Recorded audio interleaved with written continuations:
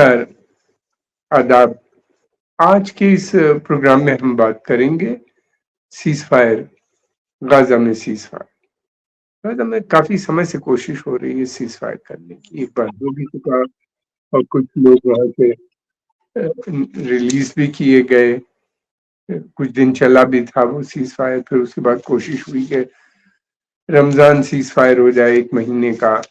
अब उसके बाद फिर से दोबारा इजिप्ट कोशिश कर रहा है, यूनाइटेड स्टेट्स और कतर 3 देश मिलके कोशिश कर रहे हैं। पीछे से कहा जा रहा है कि सऊदी अरेबिया की भी सपोर्ट है और यानी सऊदी अरेबिया के मतलब ये होते हैं कि फिर बहरीन, यूएई और दूसरे सब जो खाड़ी के देश हैं, वो सब उनके साथ होंगे। अमेरिका के मतलब भी होते हैं कि अगर अमेरिका कोई इनिशिएटिव ले रहा है, तो ये सारे देश वैसे भी साथ रहते हैं। और ये कोई जो है सीज़फायर की तो बात होती है, लेकिन टेम्परेरी सीज़फायर की बात होती है।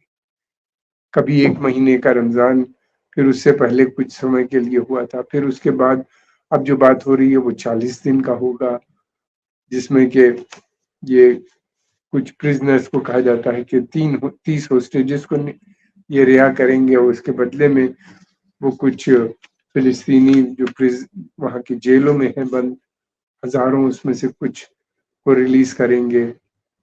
और फिर उसके अलावा ये भी है कि 40 दिन तक जो होगी वो युद्ध नहीं होगा, यानी इज़राइल तो वन साइडेड युद्ध है, इज़राइल अटैक नहीं करेगा। और ये भी है कि रफ़ा ऑफेंसिव जो इज़राइल कह रहा है कि वो यहाँ पे तकरीबन 15 लाख रिफ्यूजीज़ हैं जिन्होंने जो कि टेंट्स में वहाँ पे रह रहे हैं प्लास्टिक के, उसके अंदर जो लोग रह रहे हैं वहाँ पे अटैक नहीं करेगा। इज़राइल का मानना ये है कि ये जो 15 लाख लोग हैं, इसमें हमास की 3 बटालियन और 1 ब्रिगेड छिपी हुई है, इसलिए वो अटैक करेगा। बाकी लोगों का कहना ये है कि इनोसेंट लोग हैं, शहरी हैं वहाँ के, और जिनको इज़राइल ने ढकेल के रफ़ा के भेज दिया। रफ़ा वो एरिया है जो इजिप्ट से मिलता है, जहाँ से इजिप्ट ने भी अपने दरवाजे बंद कर रखे हैं। तो ये है, और भी बहुत सी डिटेल्स आ रही हैं। अल्टीमेट क्या होगा ये पता नहीं। इम्पोर्टेंट बात ये है कि ये 40 दिन का होगा, फिर उसके बाद ये भी है कि इज़राइल ने ये कहा है कि रफ़ा ऑफेंसिव जारी रहेगी अगर लॉन्ग टर्म में कोई सॉल्यूशन होता है। अमेरिकन्स और खासतौर से सऊदी अरेबिया चाहता है कोई लॉन्ग टर्म इनिशिएटिव लिया जाए, लेकिन इज़राइल की कैबिनेट जो है वो डिवाइडेड है।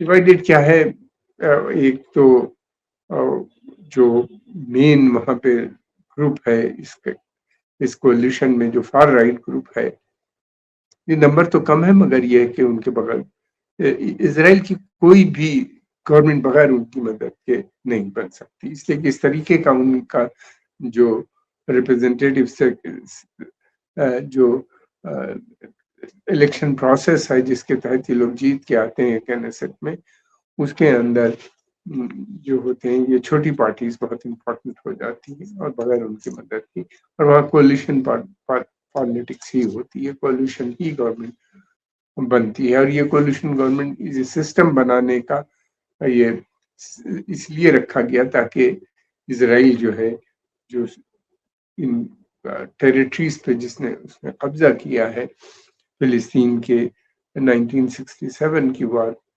के बाद, वार में, यानी गाजा स्ट्रिप, वेस्ट बैंक और ईस्ट जेरूसलम, या इसके अलावा जो और है सीरिया की गोलान हाइट्स, ताकि उनको वो खाली ना करें, उस पर उनका कब्जा बना रहे।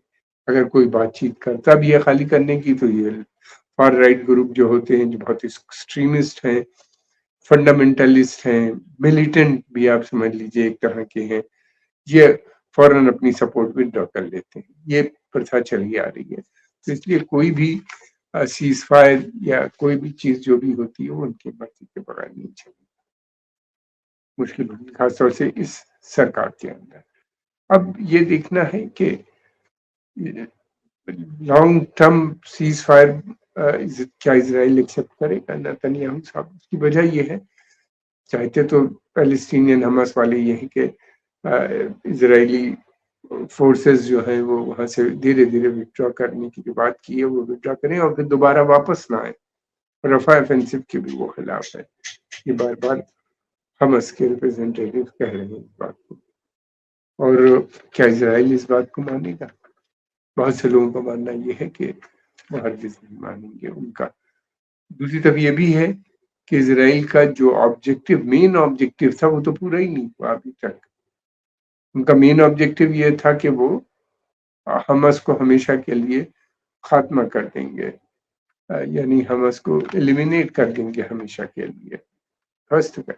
वो तो हमास उसी तरह से स्ट्रॉन्ग तटस्थ बनी हुई है, इसे बार बार वो भी अटैक करते रहते हैं और इजरायली सोल्जर्स या दूसरी जगहों के ठिकानों पर भी इजरायलियों को मारा भी है बहुत सी जगह। कितने लोग मरे इसकी डिटेल नहीं, इजराइल ने बताया भी नहीं। कोई कहता है 500, कोई कहता है 700, कोई कहता है इससे भी ज्यादा। क्या सही है ये पता नहीं है अभी तक।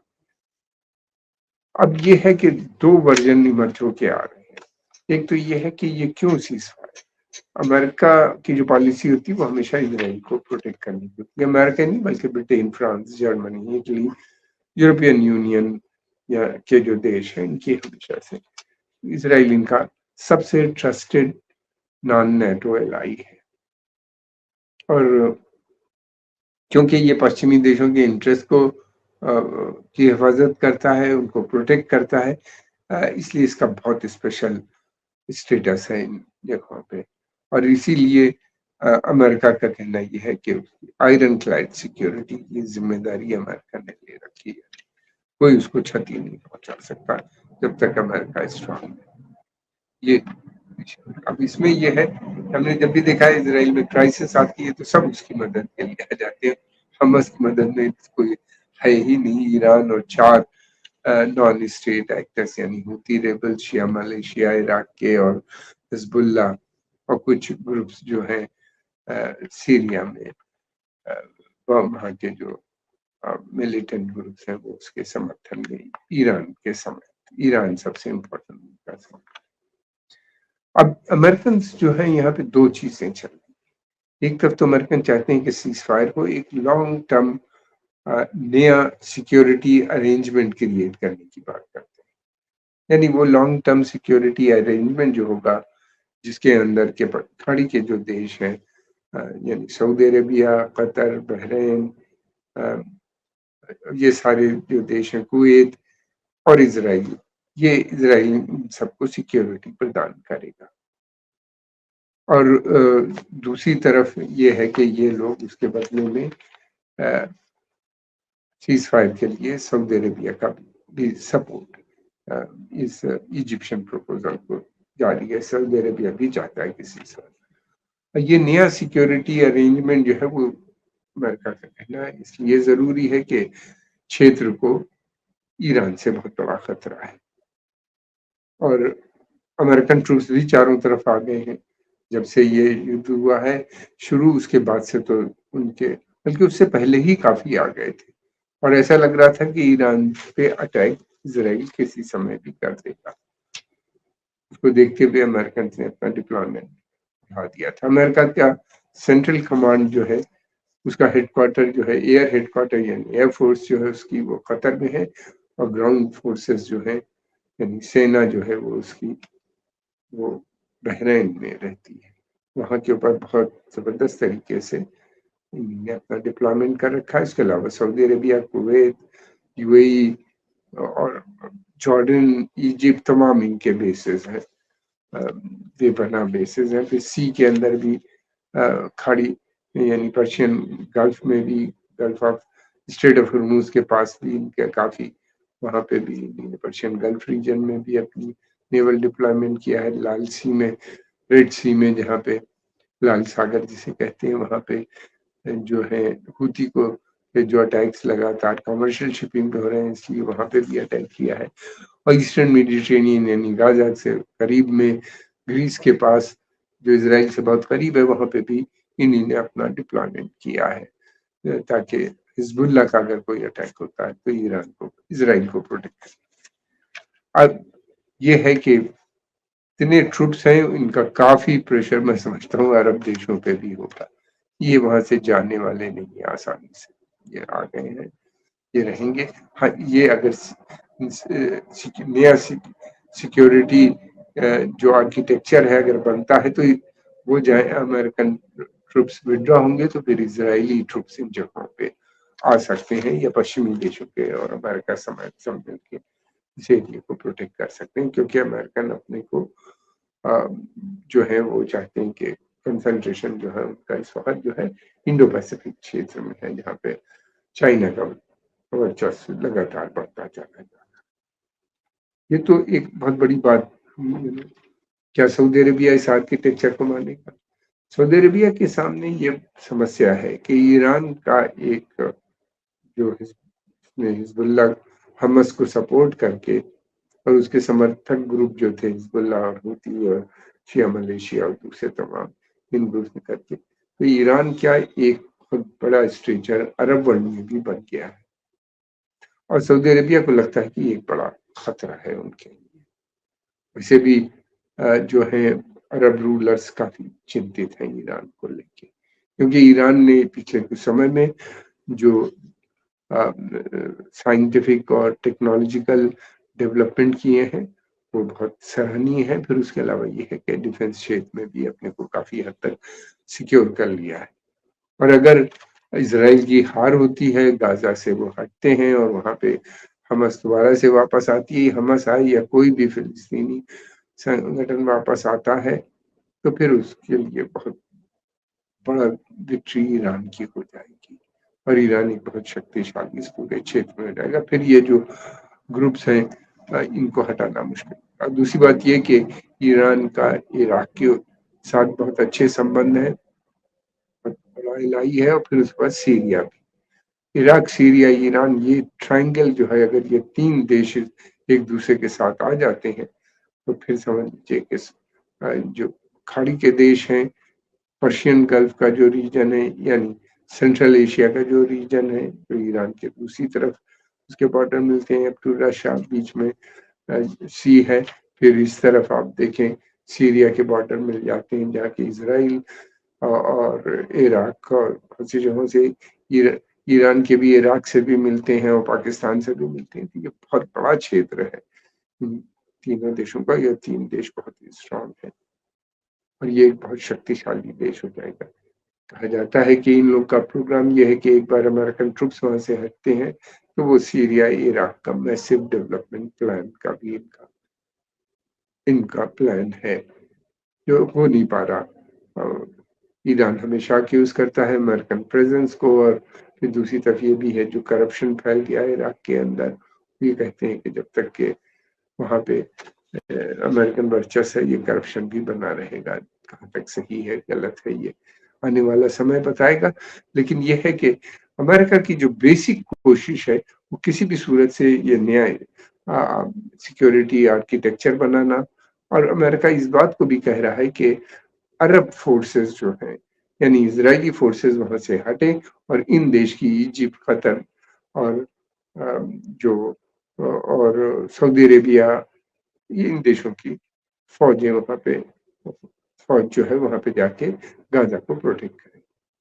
क्या ये पैलेस्टीनियंस को एक्सेप्ट होगा? महमूद अब्बास तो हो सकता है कि एक्सेप्ट कर ले, लेकिन लोकल पैलेस्टीनियन कुछ दिन के लिए तो शायद एक्सेप्ट कर ले कि इसराइली किसी सूरत से छोड़े। क्या इसराइल हमस वहां से गाजा से हमेशा के लिए अपने को विड्रॉ कर लेगा इतनी बड़ी लड़ाई लड़ने के बाद? इसलिए कि और जो वहां पे ग्रुप्स हैं, अधिकतर लोग भी, वहां की जनता भी चाहती है कि ग्रेटर इसराइल बने और हमस को वहां से हटाया जाए, और फिर यही नहीं बल्कि पैलेस्टीनियंस को भी वहां से हटा दिया जाए, ताकि आने वाले समय फ्यूचर में भी कोई इस रीजन से उनको थ्रेट न हो। सऊदी अरेबिया की साथ में एक शर्त भी है। ये बेसिकली वही प्रपोजल है, धीरे धीरे। पहले तो सीधे सीधे अब्राहम अकॉर्ड की बात की जा रही थी, अब सिक्योरिटी आर्किटेक्चर के नाम पे सऊदी अरेबिया को लाने की कोशिश की जा रही।